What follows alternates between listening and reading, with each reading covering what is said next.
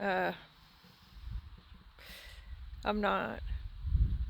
I'm not sure that any of us truly understand that, God. Pride is pride is such a pervasive topic in our lives, such a pervasive activity that we're attached to that I don't think many people understand that we are. The default nature of us as humans is the pride nature because the thing that happened with Satan is he got all victim mentality. How dare you make man and place man above me, and more important, what is man that you should regard him? And that's when he decided that he was going to think for himself, make his own choices, decide what was right or wrong, and he became self-leader. Pride. Self-focus. Believing that self understands what's important for self over what God says, over God's regard, over God's leadership, even when God was your father or creator and made you who you are with the ability to think. It is complete disregard for other. It is lowering other whilst simultaneously raising self into the most important position. Christ came to serve everyone. Father, that's what your son came to do. He came to serve humanity, which means he lowered himself down. He did not find it a big deal to try to be equal with God in this world.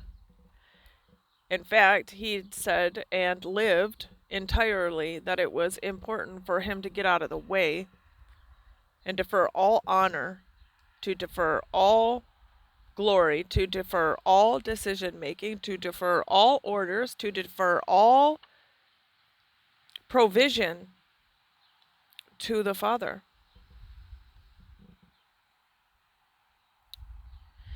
Because he was trying to show us a point. When we fell, when Lucifer fell, I described what his issue was. It was, well, you're not taking care of me. I might as well take care of me properly then. I might as well be the one who's regarding me and my life and what's best for me versus you. Because you clearly are not. You don't have me and my best interest at hand. You made a man and you want to make man closer to you than me. How dare you, etc., and so on. So, what we can see with that is that highly emotional in self defense is tied to that. Pride couples with highly emotional, one led by high emotions that will not discipline themselves, which is the whole entire point. Lack of discipline, lack of self discipline. What is self discipline? What is discipline? Because pride and discipline, lack of, go hand in hand. So, what is discipline? Discipline is when someone is functioning a certain way that is not beneficial and it needs to be reproved and corrected for the best interest of that individual to do some hard work and change the mode of continued pattern that is happening with actions, thoughts, reasonings, etc., and so on. When we become a people who will not self regulate, when we become a people who will not regulate our person, our self, our being, we become an undisciplined being. An undisciplined being is the flesh nature. The flesh nature is a 3-year-old, essentially, and the flesh nature will scream about what it needs, what it feels, what it deserves, what it doesn't deserve, who's doing it wrong, who's doing it right, who needs to do it better.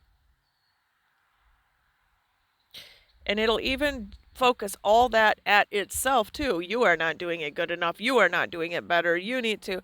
And it's condemning. You are worthless, you are pointless, you have no value, etc., and so on. So, what I've been noticing is that it is a defender of self or it is a convictor of self with absolutely no forgiveness. There's no mercy and forgiveness that works with pride because mercy and forgiveness will essentially dismiss a case. Mercy and forgiveness will point out that the person is ultra valuable. Pride does not. While it will simultaneously point to self.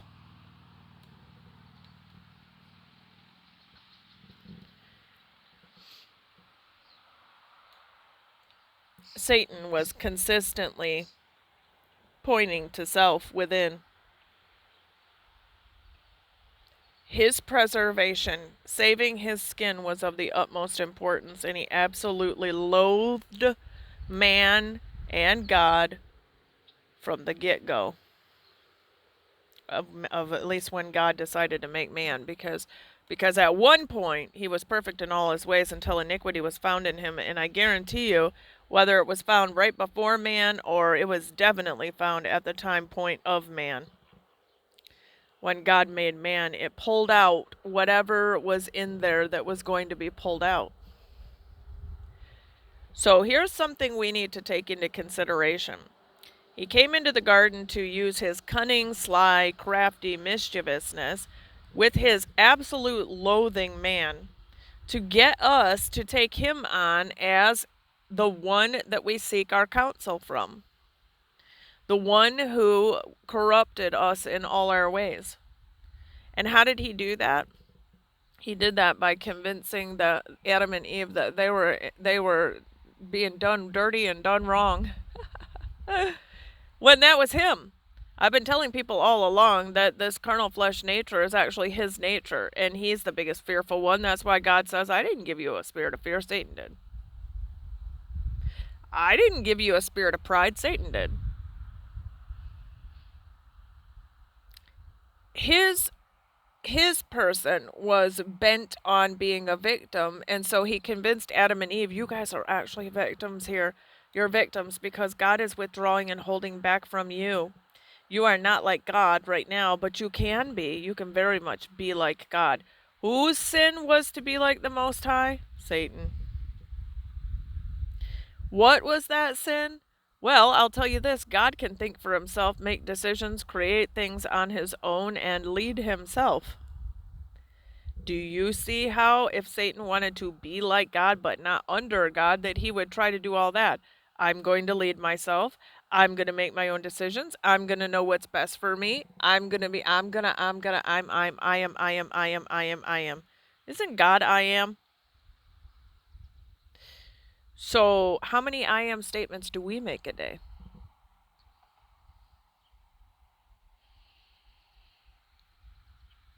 Do we even consider that? Do we even check ourselves? Because when he convinced Adam and Eve that they were missing out on something, that was pride. Their pride took a hit. He got them to focus on self. Do we understand that? Do we understand that his whole cunningness was to get him to get us to focus, to get man to focus on himself? So when Yeshua came and the devil was trying to tempt him with all of those kingdoms and everything he did in the wilderness, he was trying to get him to focus on himself. To the extent that and commanding him about, because that's his biggest goal, is that he likes to command man about, because God is supposed to lead us in all our ways and we're supposed to follow his commands, correct? So Satan was so excited when he thought that he could command the Son of God. And see, he wouldn't call him the Son of Man because he doesn't want anything to do with man. He hates man. And plus he wanted God to show himself as the Son of God, and God was like, no, I came here to live as an average man. I am the Son of Man. I came through the womb of a woman. He laid down all his divinity to say, I do not count it as equality to be equal to God right now in divinity. And he laid it all down to be a man, to take on everything in the exact same format that we do. But Satan tried to convince him to focus on himself.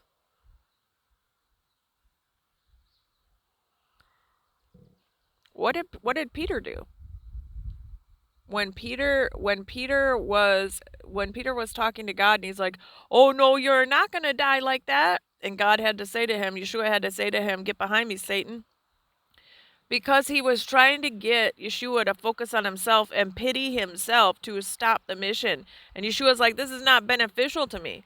Jesus is like, "It's not helping me at all what you're doing right now, Peter, because you're siding with Satan who wants to get me to stop my mission and get me focused on myself." So he'll walk in pride and thereby in rebellion to God because now he's going to be trying to dictate and lead his own life. It's why he wouldn't do anything that the Father didn't command him and show him and tell him to do, period. How about when Peter was saying to God, "No, I'm not going to deny you." And he's like, "Yeah, you are." And he's like, "No, I'm not." And he's like, "Yeah, you are." That was Peter's pride again. That was him aligning with God again. When God tells you, when you say, "Oh, well, who am I, Peter? Tell me who I am." And he's like, you're the son of God. And he's like, "The only one that could have told you that is my Father." Okay, so if he's going to say that to Peter, if he says that to Peter, and Peter knows that he is the Son of God, he's the Messiah himself, how do you tell the Messiah no? When the Messiah tells you, "Peter, you are going to deny me." What gets us to a point where we say, no, I'm not, to the face of God, who knows all things, who has seen all things? Pride. How about when God says you're not to be concerned about the favor of man. You're not supposed to be trying to get the favor of man. You're not supposed to be obeying man. You're supposed to be obeying God.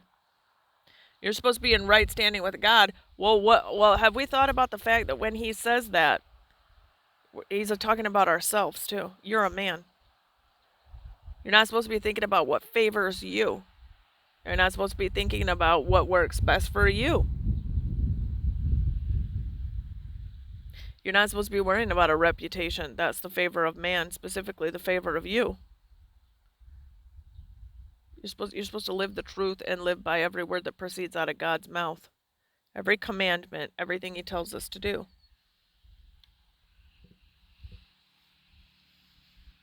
He said to me today as I was talking to him, I said, pride is so pervasive that we don't even know what it is.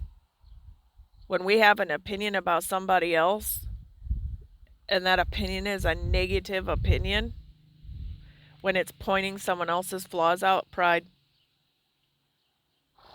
You can't point someone else's flaws out and talk about how straight you are with God, how humble you are with God, how cleaned up you are with God, and someone else isn't, without being exalted in pride right then and there.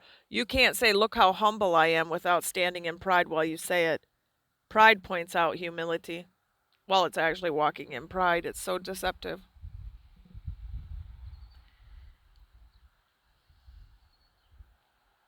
You want to point out your ministry? That's pride. You want to self-promote your ministry? That's pride. God will promote you when he sees you're fit and ready to be promoted, period. And he told me that. And I was like, good, because I really don't want to be trying to create anything. I never went after a ministry. I never sought after trying to be a leader of other men and women. I know the weight that is required with that. I know that I'll be judged now, not later. I will be judged now by what I turn out to the public, to his children.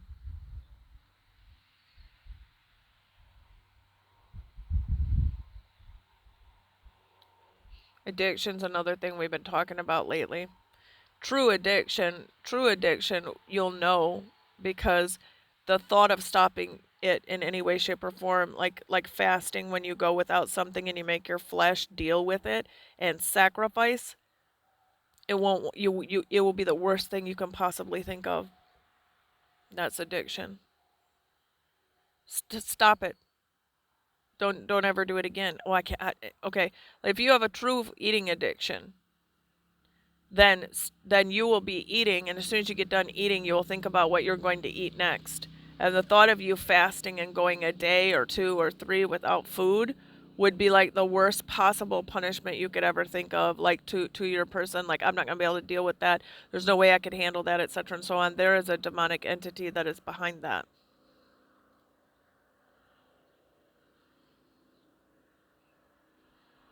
And it's also covering you dealing with your life for real. It often has the voice of, I can't handle this, I can't go do this without this, and can you imagine what we're going to go through if I don't do this anymore, if I don't have this, if we don't feed ourselves this thing? It's the pride of flesh. There's three prides, bare minimum, that are always pervasive in man's life. The pride of the eyes. What perspective are you having? How are you viewing things? What are you saying based on how you're viewing it? And are you viewing it from God's perspective or the lower perspective that is down here? What are you desiring? Why are you desiring it? What are you focusing on? What are you allowing yourself to partake in and what you see and view?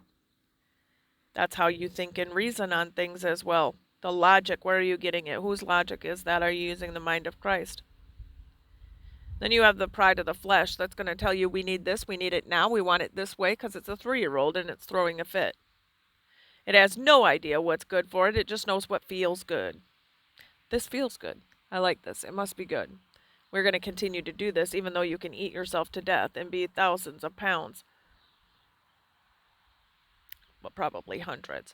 But point being is it depends on if you're an animal, if you're a human, because they all do it.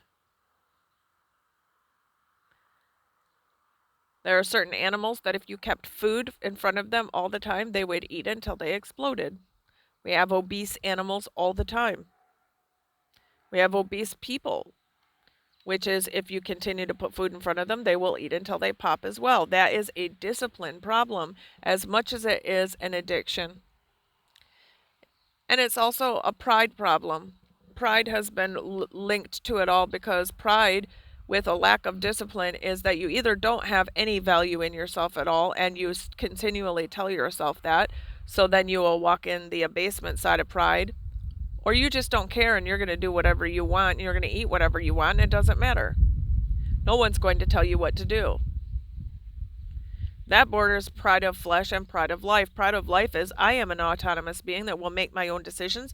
I will live the best life ever. It will be focused on what I need, what I want, and what feels good to me, and just how I want to get through life. All these come from Satan. All these come from pride. But addiction will kill you.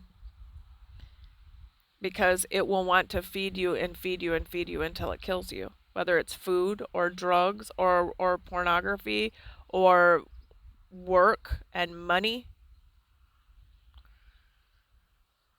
There is a spirit behind self-indulgence.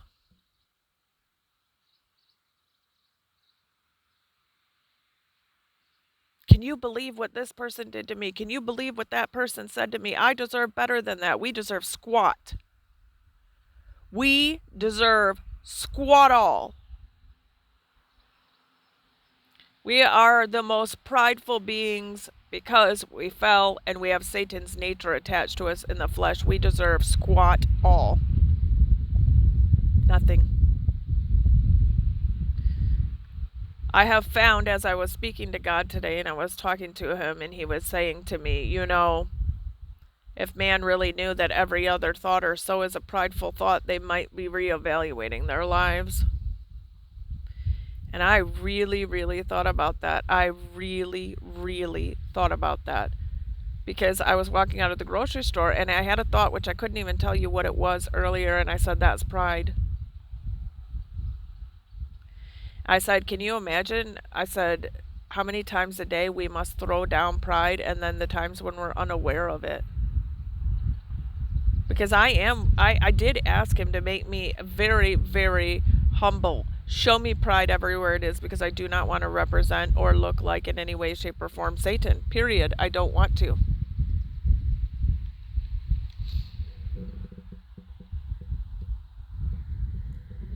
Little bug, you're going to have to get off there.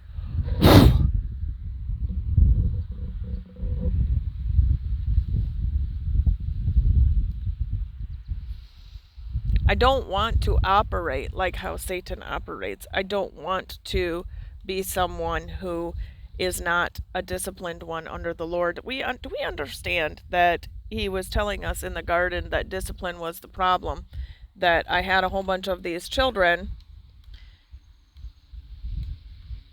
that are going to come about because he's wanting to create them, but Adam and Eve were the first two, and those two wouldn't be disciplined. He foresaw all of that. He foresaw everything that we were going to go through. He knew what was going to happen. He knew what Lucifer was doing, but he also had a redemptive plan. He is the God of redemption. As oftentimes we forget about the fact that he is not just talking about you will die to self. We have to remember the resurrection process or we're not going to be successful. The resurrection process is I have a plan here and it's called reformation, and you can do it and you will do it, and I can get you through it and I will get you through it, but you have to partner with me.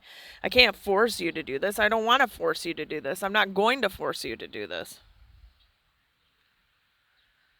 Because Adam and Eve, in that moment, they were already ordered and told by God what was right and what was wrong, and what to do and what not to do. And neither one of them stood up for doing what was right. Neither one of them stood up for honoring the Father. They became undisciplined ones. They allowed their mind to wander to self focus. And then in that, they tripped up and they fell massively into undisciplined by God. Lucifer is the biggest undisciplined by God there is. He absolutely refuses to be disciplined by God. Absolutely refuses to be disciplined by God. So when God's telling you, what has God told you lately? What has God said to you that you are refusing him on? Because in that way we are following Satan's lead.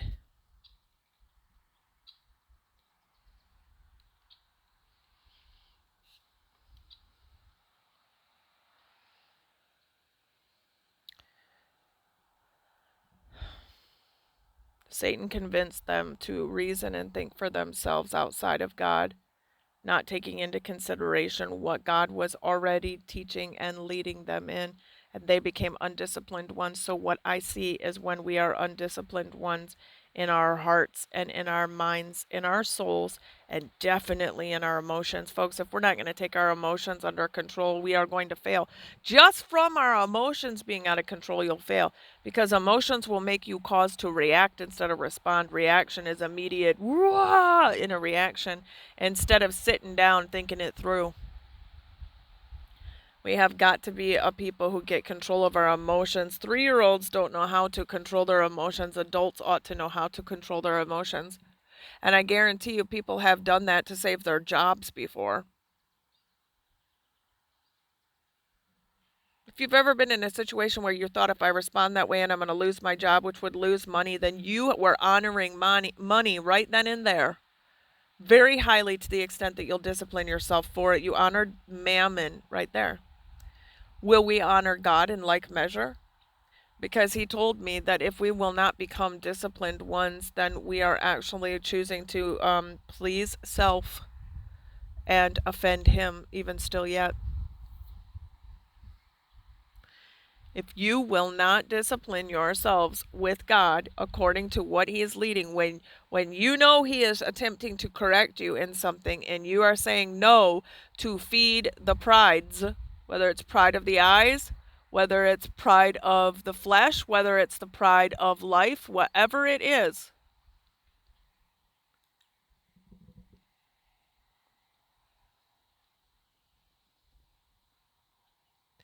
then we are choosing to honor ourselves over God.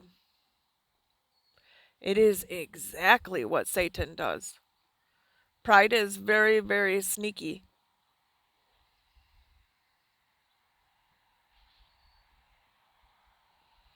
Pretty sure there's a horse loose down there. I can see him. Yep, he just got trapped.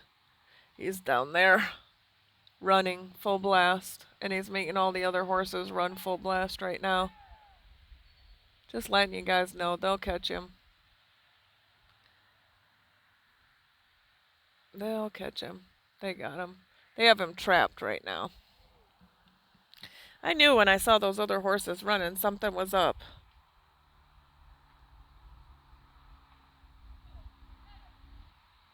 They'll get him. They just got to get him calmed down.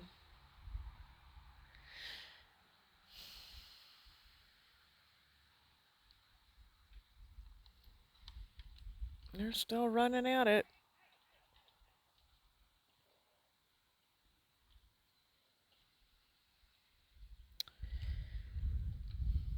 Focus. Pride. Focus. What are we focusing on for real? Self defense? Trying to prove that we deserve something because we don't deserve anything. It is God's grace and mercy. It's God's grace and mercy that is a gift. We don't deserve anything because we're guilty. When you've had a guilty charge on your record, you don't deserve anything. When you get mercy and grace, it is a gift. And then from what I remember, every single one of us has been guilty. He said everybody has fallen short of the glory of God, for all have sinned. That means you don't deserve anything. It means people will do things that are going to be offensive. But here's what it's supposed to show.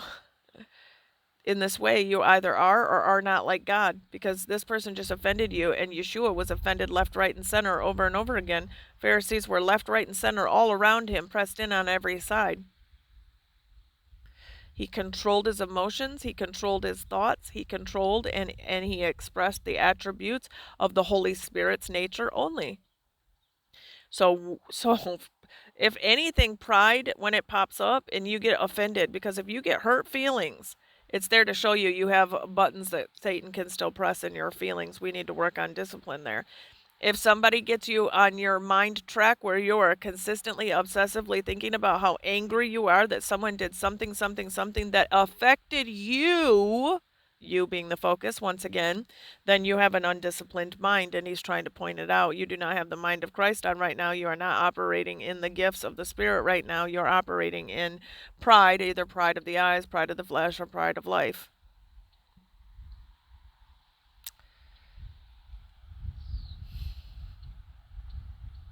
Are you trying to defend yourself? Did somebody say something that was untrue about you? Guess what? Yeshua went through that a lot. You're working with the devil. The devil's casting out the devil right here. Absurdity. God knew. Yeshua knew.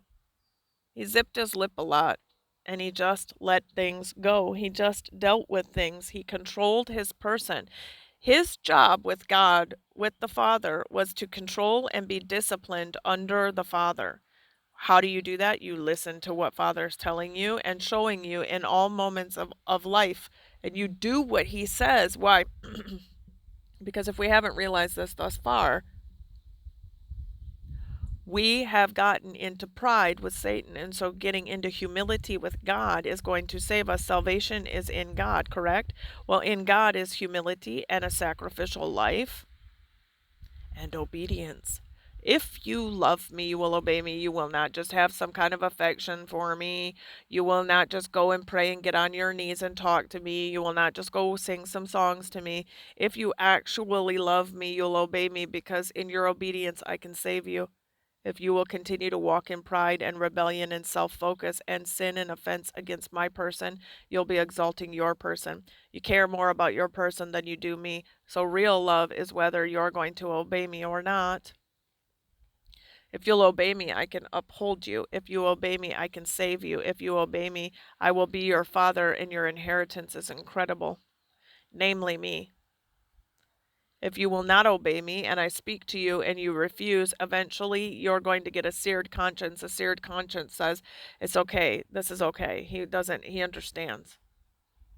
And eventually you won't even think about it anymore, and God will have stopped talking to you, because you uphold the other kingdom so much so that your focus is on what you need. But I need this. But I don't want to deal with those emotions. If I stop this, I'm going to get super emotional. If I stop this, I'm going to start eating a lot. If I stop this, I'm going to run to other people. If I stop doing that, I'm going to like have sexual urges. And okay, those are all things that God's wanting to focus on.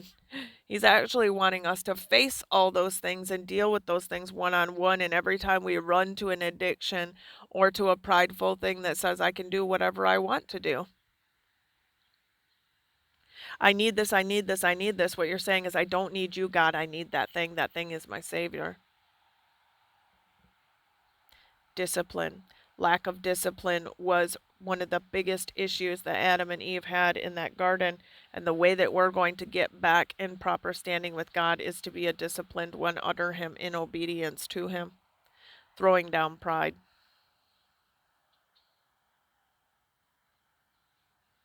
Do you talk about your life more than you talk about anybody else's life or God to others? Because that's pride. Do you talk about who's done you dirty? Because that's pride. Do you talk about how these people are wrong in this way? Because that's pride.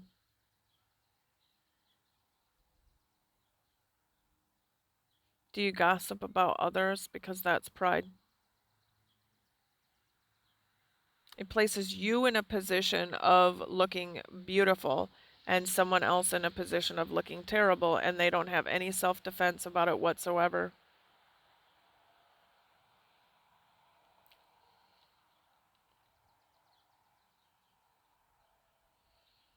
Pride is very sneaky and hidden, and it's there a lot. Our thoughts are consistently prideful on a regular basis because the human default flesh nature wants to think about and talk about all the time, even inside your soul, what's going on with self. What am I going to do today? How do I feel? What do I feel like doing? What do I feel like eating? It's self focused so very much.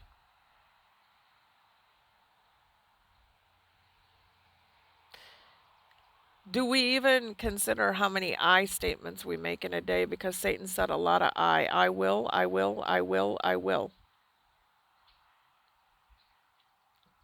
I am, I am, I am, I am. I'm not saying that all the I statements are wrong. They're not wrong if you're saying, I will be brought under the obedience of God and the discipline of God. That is a great I statement because it's deferring everything back to God.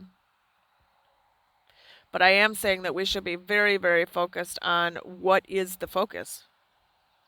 What is His people perish for? For a lack of vision. How are they perceiving things? How are they viewing things? Whose mind are they using to view these things and whose perspective are they seeing through? What lens do they have on right now? Pride of eyes, pride of sight. Well, that doesn't behoove me. That doesn't benefit me at all. hmm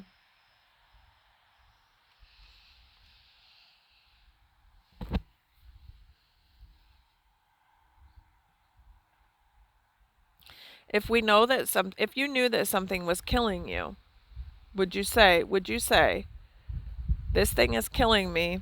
That sounds smart. No, 9 times out of 10, you would say, this is killing me, and I realize this is a problem. If we can say that, then we have the logic of it, and then God is going to want you to stop doing that thing.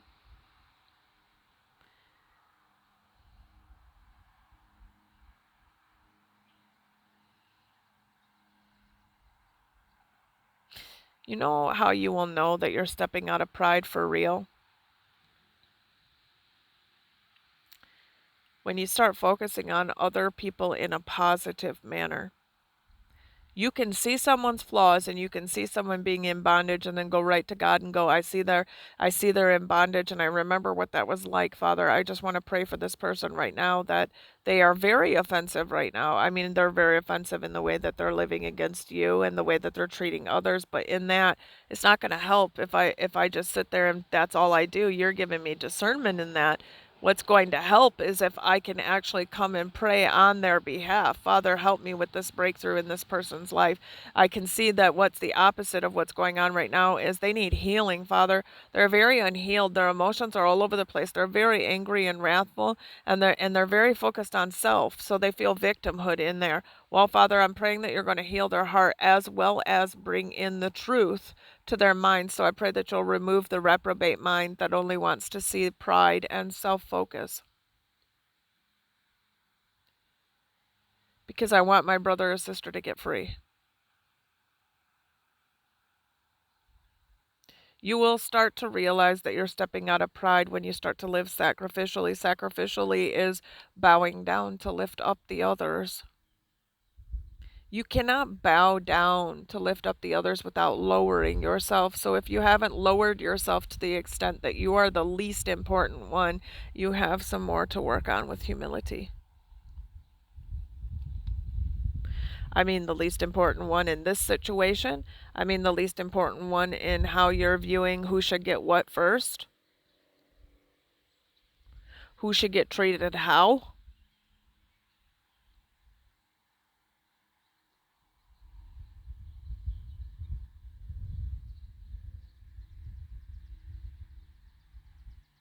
Because your Father in heaven is the one that sees all these things. He sees the truth of it. He knows who's doing who dirty and wrong.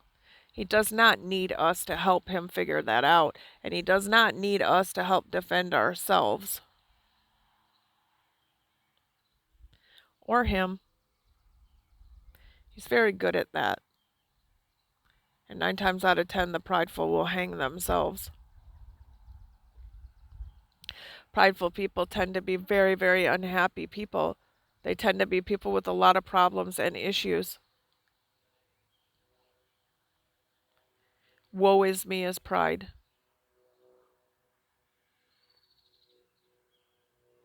I may have it really, really, really, really rough in certain areas of my life, but you know what?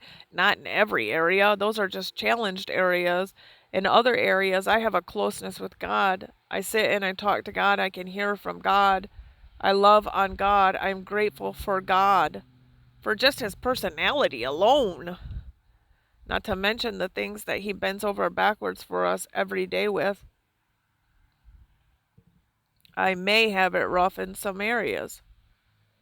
But that does not mean that my whole life is pointless. In fact, he's often said that we've got to go through that death process to get to the resurrection process. But, buddy, there is a resurrection process. Brother or sister, there is a resurrection process. If we want to step out of the death process, and we all have to die to self, we all have to die to this or that. We do. And it's painful because try people, I've had people tell me, I want you to point out pride wherever it is in my life, and I've said the same thing. I'm not the Holy Spirit. My job isn't to bring you into all truth, but I said, according to his will, I will help you with what he points out when he tells me to point it out. But you need to understand it doesn't usually go well for me, because when you poke pride, it likes to bite back, because pride is self-defense. Pride doesn't want to see any areas that the person is having pride in. Pride doesn't like to be discovered, it likes to be hidden. And pride is very emotional. Pride likes to react immediately. That can't be true. That can't be right. I don't understand why God would think that. I think that's you. That's not God. You're saying that. Pride does not like to be pointed out because it can't hide once it's pointed out. It'll stick with someone.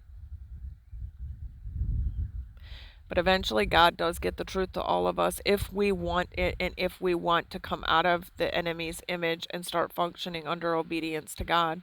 But it all comes down to discipline. If we're not going to be a disciplined person, if we cannot even discipline that flesh, then we are going to be continuing to walk in offense to God, transgression against God, and pride. Do you know pride is one of the things that he can't break? We have to break it. He can help you with it. He can point it out to you, and he can give you strength to do it, to do the work, but you have to discipline yourself. He's going to guide you, and he's going to encourage you, but you're the one that has to do it. You're the one that ultimately has to stop putting the food in your mouth, or change the food you're putting in your mouth, or not put the cigarette in your mouth, or not put the drug in your mouth. Do you get it? Do you see pride of the flesh? What's what the flesh wants? All these things are put in. God's not putting them in. We are. You have to turn your eyes away from watching this, that, or the other. You have to make the decision, and you have to become resolute. See, that's one of the hardest things, is that God expects us to become resolute about who he is, who you are, and what the call is. to lead a disciplined life under him in obedience to him, that's where we fell. We're going to return right back to full circle right there, and we're going to have to do that proper like. But if we won't do that, if we will not slay the carnal flesh nature, then he's not, how can he help you with that? That's our job. We have a life. He will back us. He will support us. He'll give us the counsel and the knowledge and the might and power to do it. His spirit present and all of that. But if we will not walk with the fear of the Lord and we will walk with the fear of man, I fear what man can do to me, particularly myself. I fear what my flesh is going to react like a 3-year-old. I fear that I might not get sleep. I fear that I might be super emotional. I fear that I might start eating if I quit smoking. Well, yes, usually an addiction will just travel to another one because it's really getting at the root of a very, very undisciplined soul that has a lot of emotional, traumatized things that it needs to be healed from, which is, again, what God's going to want to focus on. Where is your focus? What are you feeding? Why are you feeding it? The one thing he's not going to do is do your work for you. He is not going to do the work for me. He's not going to discipline me he's not going to do the work of discipline for me. He's going to work his end of discipline. He's constantly saying, you do your job, I'll do mine. His job is to point the things out and to give me guidance and command me of what to do. My job is to do it. My job is to stand up and say, I'm going to do this, and I'm going to need your help to do this, and I cannot do this any other way without your help. I see the truth of it. I see the validity of it. I see where I have been walking estranged from you, and it's really difficult, and it's because of these reasons. And he's like, okay, well, let's talk about that. Let's talk about the pain of why you're wanting to do these drugs or have these addictive things that you're running to, or food, or whatever it is. Why are you so addicted to exercise that you're skin and bones and you can't go one day without exercising, and you're militant about your food? Are you worshiping the human body? Because it can go the complete opposite of just obesity. It can be so focused on if I get fat in any way, shape, or form, then I am undesirable and I have no self-worth and blah, blah, blah. That's puffed up pride too. It's worshiping the human body. Many people are still terrified of dying, which is worshiping the human body. It's as if that's the only thing that exists, whilst allowing the hidden man, the inner man, to go to waste and go to ruin. And that inner man is the part that's going to live forever in one place or another, not the body. The flesh nature will focus us on everything that's temporal and temporary. My life here, the circumstances I'm going through here, how I feel right now. There are far more eternal things to be thinking about, namely reformation process of getting ourselves back into God's image and getting salvation now and salvation later. Pride is so pervasive in our culture that we are going to see the result of it. We are watching the result of it. Pedophilia. I want what I want, and I don't care I don't care if anybody thinks that that's not appropriate. Pedophilia. Human trafficking. I will get what I want, and I will have slaves, and I will use them in whatever way, shape, or form I want. Pornography. I don't care if human trafficking and children and people outside of their will are being used and abused in this way. I want what I want for my flesh, and I want it now, whilst in support of everything and every illicit practice that goes on behind the scenes of pornography you have now partaken in and are guilty of. Alcohol. I don't care what it's going to do to my body long terms. I want what it does to me now. I want that chemical rush through my body now. Pride. I don't care if that guy gets fired. That guy was screwed up and he deserves to lose his job then, but I better keep mine. Pride. I don't care if I took the last 7 bags of toilet paper from the store. It's about what I need. I need to put this stuff back or we won't have it. Pride. Saving skin. Oh, well, I need to tell that guy what he did because he that was offensive. I did not deserve that. I deserve better. Pride. Self-defense.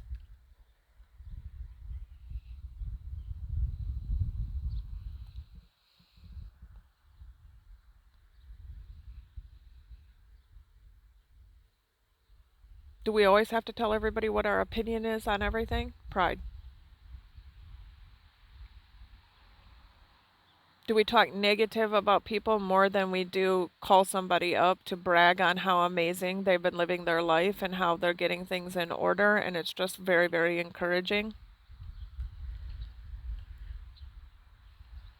Are we spending time talking to God about what our brothers and sisters need and praying for them and breaking and sacrificing our time and our tears to call forth the things that are not as if they are that our brethren actually need? Or are we gossiping? Because those gossiping things are the reasons why Satan goes before his throne day and night to accuse you.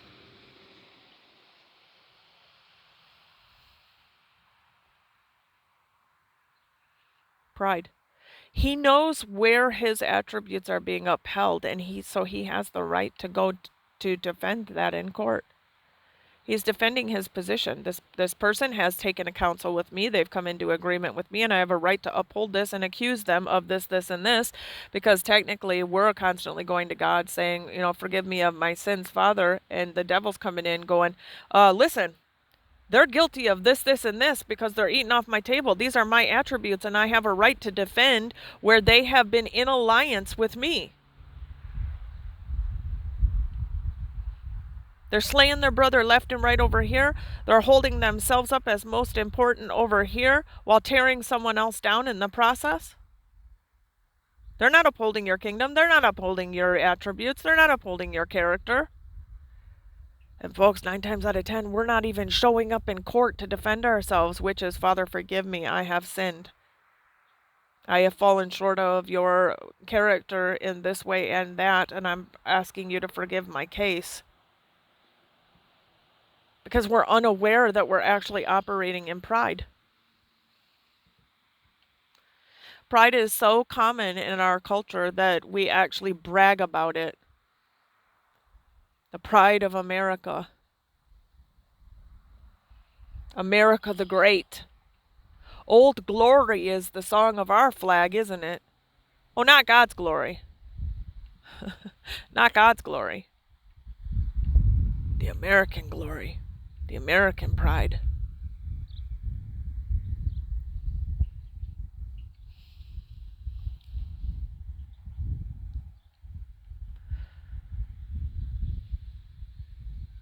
Yeshua pointed at everybody else. He pointed to the Father and he pointed to humans to go love on them and help them. And he did point out their sin, but that was only so that they could turn from it and now sin no more. Confess your faults one to another, but especially to God.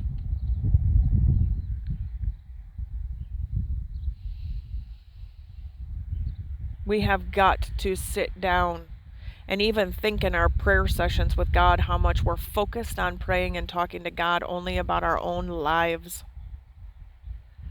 What we need, what we're deficient in, because I'll tell you this, if you're going to focus, ask me how I know, if you're going to focus on what you're deficient in, you cannot simultaneously be thanking him for what you're grateful for while you're focusing on what you're deficient in and what you still need. He already knows what you have need of. He told you that.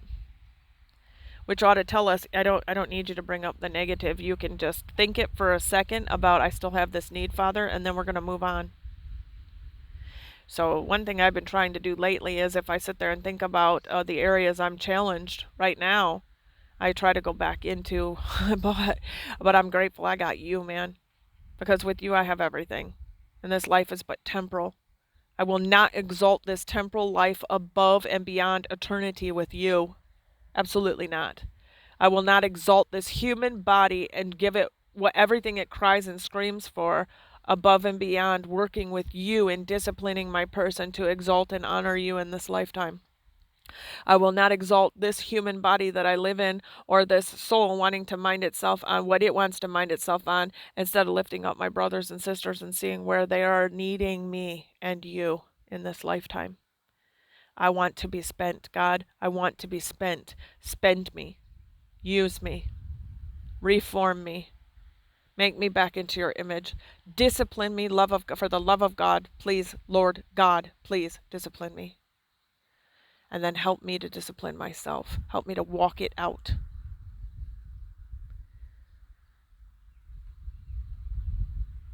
It's really difficult. It's really difficult to take an addiction into your body at the same time as when you're about to put that addiction thing to your body, to your flesh, and then think, do I love myself right now or God? I pray that every time we want to walk in whatever the addiction is, that thought will go through us. Am I loving myself or loving God right now? Because if I love myself more than God, if you have the love of the world, then the love of the Father is not in you. Do you know what that means? It doesn't mean you don't have affection for him. It doesn't mean that you don't honor him from time to time. What it means is his love isn't in you, meaning it's not functioning in you. Because his love would help you be disciplined. His love would mind you on being disciplined and following and being obedient to him. Your love, the love for yourself, will cause you to do the things that benefit self. So the love of the Father is not in you if you love the world, the world's ways, the world's function, the world's spirit, the way he leads himself, and that's pride, self-focus.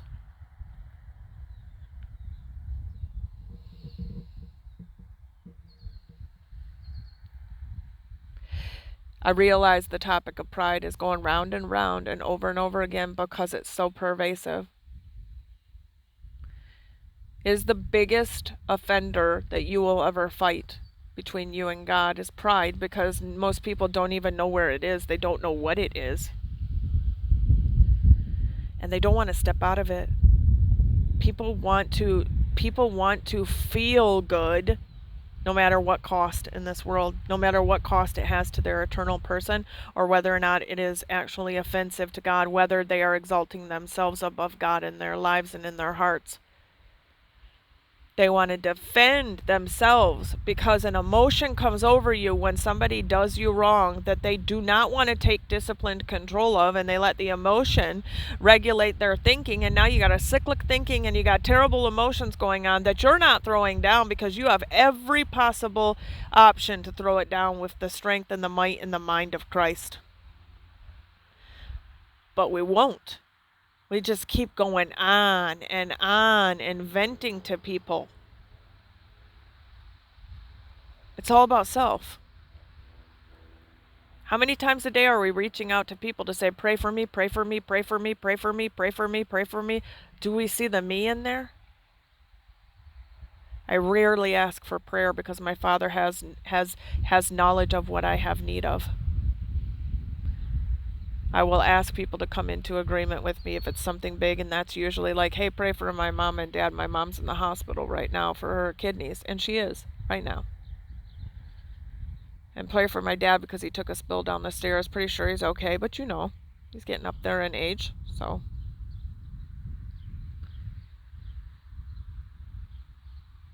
Pray for me, pray for me, pray for me, pray for me.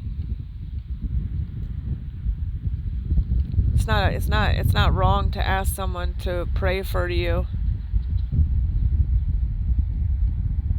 But if it's consistently the thing that keeps always coming out of you, you go through an emotion, you start feeling freaked out about this or that's been stressful on your life, and you're consistently saying, pray for me, then you are the focus on your mind and at the forefront of your being. And that's a huge problem, because when we get focused on ourselves, we end up going downhill. So if you're being tried and you're having challenges in your life right now, the more you focus on yourself having those challenges, the more downhill you're going to go. That's why I constantly am saying to myself now that I'll bring it up to God, literally for 2 seconds. Okay, yep, that's still a real thing. I'm waiting on you for that. That's been a challenge. However, let's talk about the victories we've been having lately, God, in other people's lives, them getting the breakthrough, you being able to help discipline me and bring the truth out to me, and we're slaying pride in this area and that area. And if we have more, keep it coming, keep it coming, keep pointing it out, because I do not want to look like the enemy in any way, shape, or form. You're amazing. Your personality alone, sir, is worth knowing you, but the fact that you pulled out all the stops and you are continually going forward to do this every day with us, you have such long-suffering patience that I cannot even fathom or understand it from my perspective whatsoever, though I have tried over and over, of how patient you are when we are walking in pride against you and we're saying to your face that we're not walking in pride. I don't know how you do it.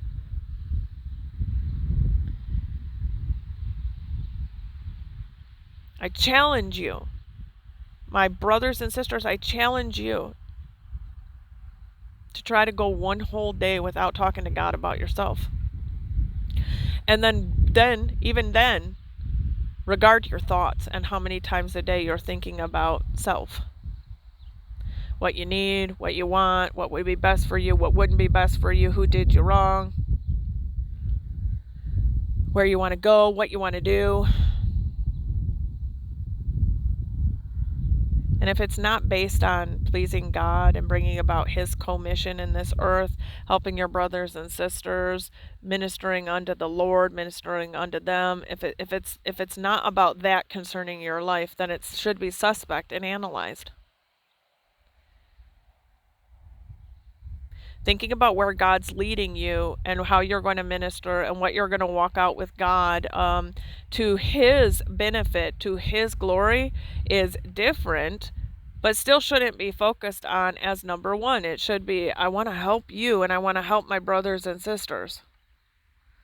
What is our mission here, sir? We only have a limited amount of time that we can do these things in this world, and I definitely want to get busy. I want to not waste time. I don't want to be focused on myself. You know what I have need of. I cannot make one hair on my head be gray or black or red or yellow. I can't do that. So let me recall that it doesn't matter when my last day is. You're already aware of it, and I can't stop nor make it happen any faster to get what I need. You will bring in the provisions of what I need. You will bring me home when it's time to bring me home. You will provide.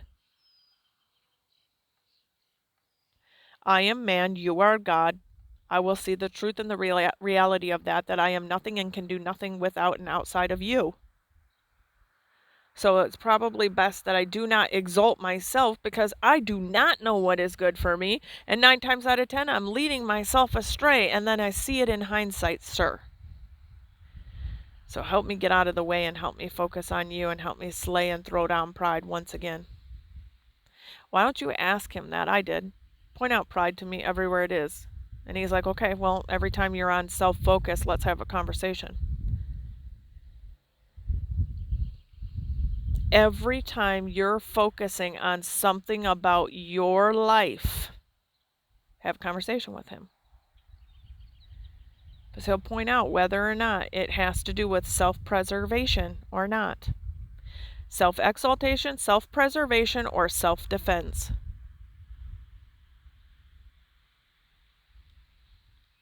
Father, I pray that you will continue to help all of us with this, because it's going to be the biggest opponent that we have. It is the carnal nature. Pride is the carnal nature. I want what I want, how I want it, and I want it now, and I don't care who it affects. I'm not actually thinking about who it affects. I don't care what they have to go through as long as I don't have to go through something.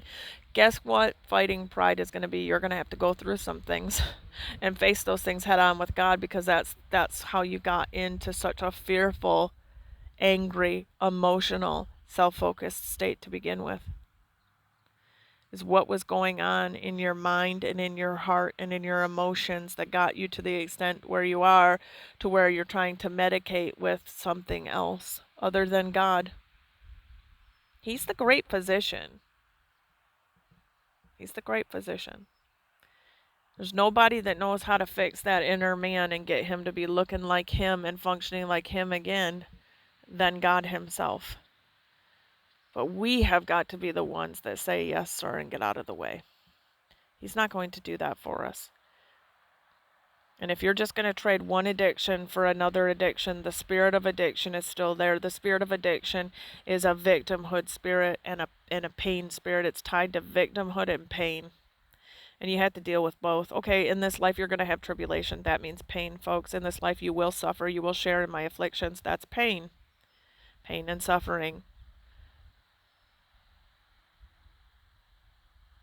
And victimhood is constantly looking at, look at me, look at me, look at what I have to go through, look at what I have to go through, look how hard this is on me.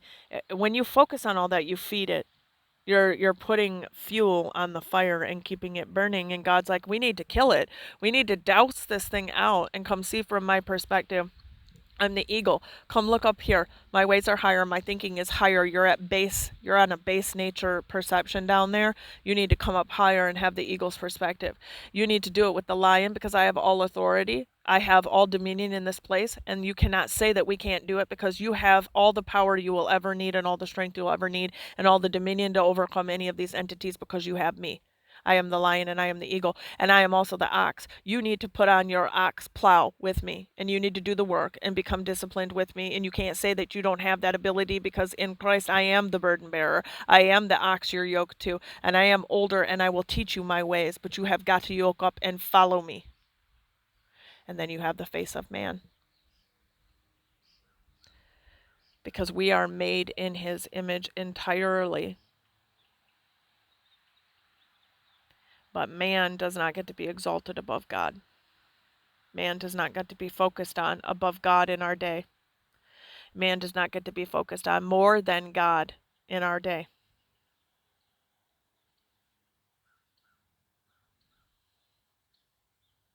So if we are fearing man, that also stands for yourself.